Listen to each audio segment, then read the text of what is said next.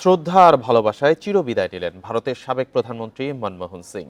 শনিবার স্থানীয় সময় পৌনে 12টার দিকে নয়াদিল্লির নিগমবোধ ঘাটে পূর্ণ রাষ্ট্রীয় মর্যাদায় সম্পন্ন হয় তার শেষকৃত্য। এর আগে তাকে শেষ শ্রদ্ধা জানান ভারতের প্রেসিডেন্ট দ্রৌপদী মুর্মু ও প্রধানমন্ত্রী নরেন্দ্র মোদী। উপস্থিত ছিলেন কংগ্রেস নেতা রাহুল গান্ধী ও প্রিয়াঙ্কা গান্ধী। শেষকৃত্যে উপলক্ষে দিল্লির রাজপথে ছিল কড়া নিরাপত্তা। সাবেক প্রধানমন্ত্রীর মৃত্যুর ঘটনায় ভারতে চলছে 7 দিনের জাতীয় শোক।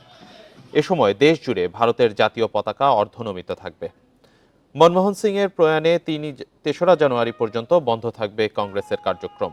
সাবেক প্রধানমন্ত্রীর স্মৃতিস্তম্ভের জন্য জায়গা বরাদ্দ করা হবে বলে জানিয়েছে স্বরাষ্ট্র মন্ত্রণালয়। বৃহস্পতিবার দিল্লির হাসপাতালে চিকিৎসাধীন অবস্থায় মারা যান মনমোহন সিং। তাঁর বয়স হয়েছিল 92 বছর।